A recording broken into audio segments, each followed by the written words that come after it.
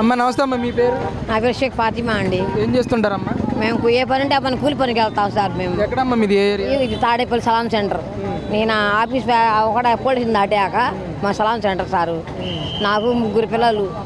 ఆడపిల్ల పెళ్లి చేశాను. ఒక బాబు ఉన్నాడు, మా ఆయన ఉన్నారు. ఆయనకి పెన్షన్ లేదు, తెచ్చుకుంటే తినాలా లేదు సార్ మాకు. నేను ఈ టాప్ పనికి వస్తాను, లేదంటే ఇళ్ళ పనికైనా వెళ్తాను సారు. తెచ్చుకుంటే టాపీ పనికి వస్తానంటా ఉన్నారు. మరి ఈరోజు ఉచిత ఇసుక విధానాన్ని తీసుకొచ్చారు చంద్రబాబు నాయుడు గారు. ఎలా అనిపిస్తుంది? ఇక్కడ నుంచి ఏమన్నా మీకు పనులు దొరికే అవకాశం ఉంటుందని అంటారు? నమ్మకం ఉంది సార్ మాకు.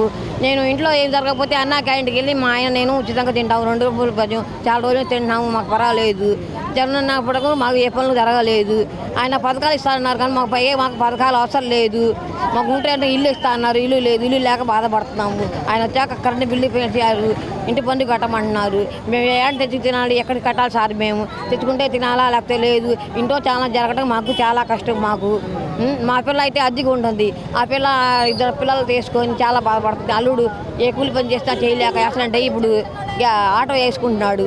తెచ్చుకోవాలా, ఆటోకి క్రెడిట్ కట్టుకోవాలా, గ్యాస్ వేయించుకోవాలా. ఆ పిల్లల్ని గవర్నమెంట్ జాబ్ స్కూల్లో చదివించుకున్నాడు. మళ్ళీ అబ్బాయి ఈరోజు అమ్మాయి బాగోట్లేదు. ఇంటికి అద్దె కట్టకపోతే ఇక వాళ్ళకి నిలబెడుతున్నారు. అమ్మాయి చాలా ఇబ్బంది పడుతుంది. కొన్ని ఒక తోపుడు బండి ఇస్తే మేము కాయలైన వేసుకొని బతాము, అదైనా మాకు పర్వాలేదు. లేదా ఏ పని చూపించినా పని చేసుకొని బతాము. మాకు గతంలో అన్నా క్యాంటీన్లో భోజనం చేశానని చెప్తా ఉన్నారు. మరి ఆపేసిన తర్వాత మీకు ఏ విధంగా అనిపించింది? ఇప్పుడు త్వరలోనే మళ్ళీ అన్నా క్యాంటీన్లు కూడా మొదలు పెడతామని చెప్పి చంద్రబాబు నాయుడు ఒక హామీ కూడా ఇచ్చారు. చేయండి అమ్మ, ఎలా? మేము ఆయన ఉన్నప్పుడు గతంలో మంచి ఎండల్లో కూడా 5 రూపాయలు భోజనం చేసి కట్ట మీద బాగా బతికాము మేము. ఈ జగన్ వచ్చాక మాకు ఏ పనులు లేవు, బతకలేదు. 5 సంవత్సరాలు కూడా కరోనా వచ్చిందని మాకు ఏమి ఇవ్వలేదు. ఇస్తానని చెప్పారు కానీ ఎవరు వచ్చి మాకు ఏ సాయం మాకు చేయలేదు. మాకు చాలా కష్టాలు పట్టాం. మాకు నీళ్ళే తప్పట ఏమీ లేదు సార్. మాకు అది చేస్తాము, ఇది చేస్తామన్నారు. మాకు అమ్మ ఒడి ఇస్తా అంటే మేము అవన్నీ మాకు వద్దు సార్ అన్నాము. ఇచ్చి ఏం లాభం మాకు?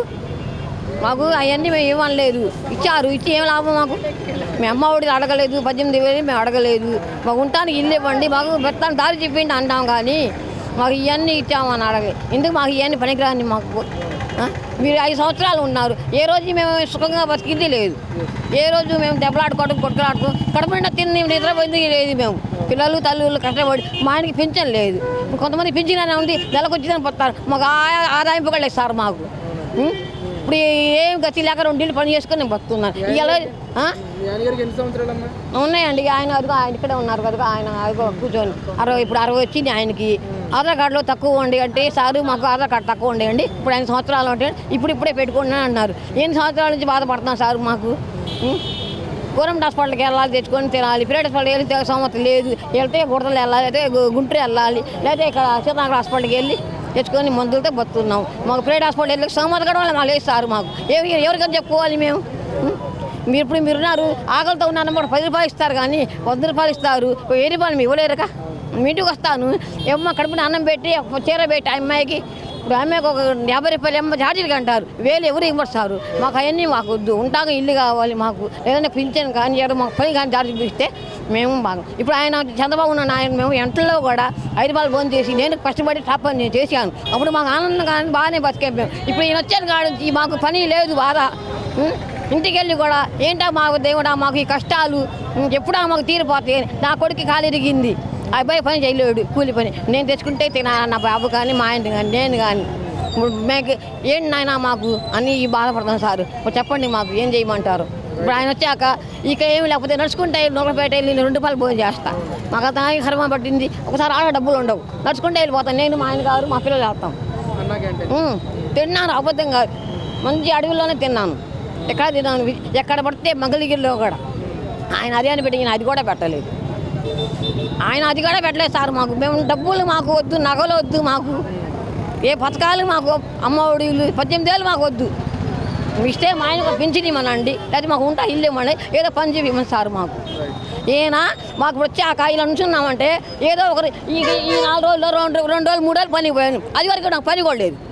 ఇంకా ఈ నెల రోజుల్లో ఈయన వచ్చిన ఓట్లు అయినాక నేను ఒక 4 రోజులు 3 రోజులు పనికి వెళ్ళాను. అప్పుడు 5 సంవత్సరాల్లో నెలకు 2 సార్లు కూడా నేను పనికి వెళ్ళలేదు సార్. మీరు ఏమన్నా అనుకోండి, మొన్న వెళ్ళాను 3 రోజుల కింద, అంత మొన్న వెళ్ళాను. నాకు ఇస్తున్నారు. నేను 150 కాన్స్ పనిచేసి నా కాలు ఇరిగి చెయ్యింది. మళ్ళీ ఇలా కోలుకొని దేవుడి వల్ల ఆయన వల్లే నేను పనికి వెళ్తున్నానంటే ఈ చంద్రబాబు నాయుడు వల్లే నేను